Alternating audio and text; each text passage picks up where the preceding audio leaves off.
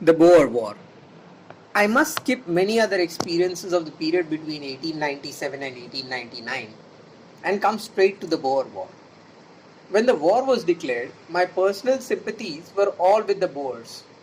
But I believed then that I had yet no right in such cases to enforce my individual convictions. I have minutely dealt with the inner struggle regarding this in my history of the Satyagraha in South Africa. And I must not repeat the argument here. I invite the curious to turn to those pages.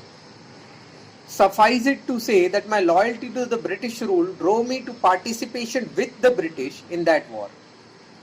I felt that if I demanded rights as a British citizen, it was also my duty as such to participate in the defense of the British Empire. I held then that India could achieve her complete emancipation only within and through the British Empire. So I collected together as many comrades as possible and with very great difficulty got their service accepted as an ambulance corps.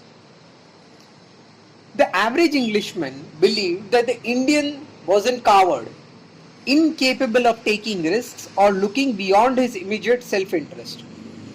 Many English friends, therefore, threw cold water on my plan, but Dr. Booth supported it wholeheartedly. He trained us in ambulance work.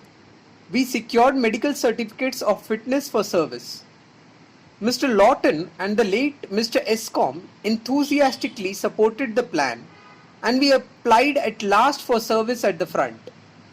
The government thankfully acknowledged our application but said that our services were not then needed.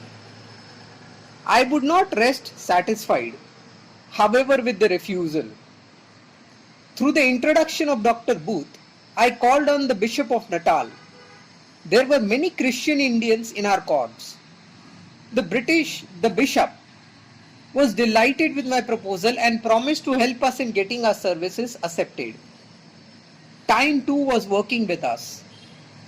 The Boer had shown more pluck, determination and bravery than had been expected, and our services were ultimately needed. Our corps was 1100 strong with nearly 40 leaders. About 300 were free Indians and the rest indentured. Dr. Booth was all with us. The corps acquitted itself well. Though our work was to be outside the firing line, and though we had the protection of the Red Cross, we were asked at a critical moment to serve within the firing line. The reservation had not been of our seeking. The authorities did not want us to be within the range of fire.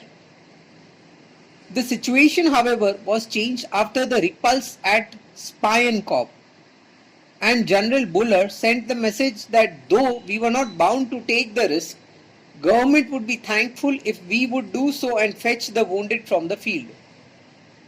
We had no hesitation, and so the action at Spyenkoop found us working within the firing line.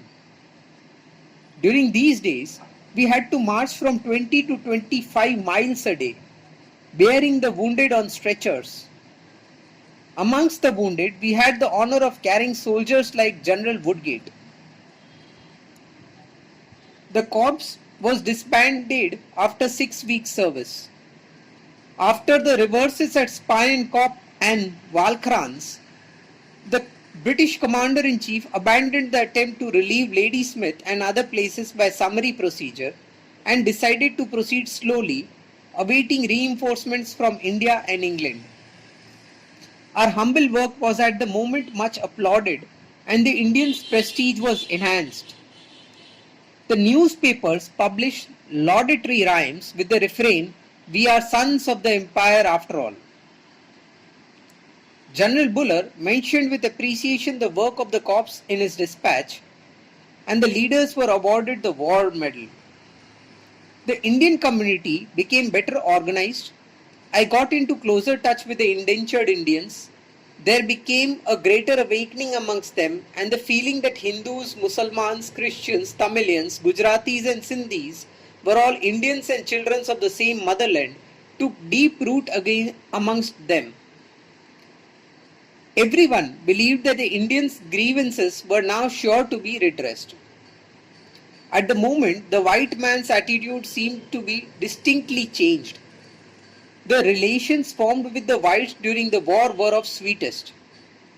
We had come in contact with thousands of Tommies. They were friendly with us and thankful for being there to serve them. I cannot forbear from recording a sweet reminiscence of how human nature shows itself at its best moment in of trials. Shows its best in moments of trial. We were marching towards Chivalry Camp, where Lieutenant Roberts, the son of Lord Roberts, had received a mortal wound. Our corps had the honor of carrying the body from the field. It was a sultry day, the day of our march. Everyone was thirsting for water. There was a tiny brook on the way where we could slake our thirst. But who was to drink first? We had proposed to come in after the Tommies had finished. But they would not begin first and urged us to do so. And for a while, a pleasant competition went on for giving precedence to one another.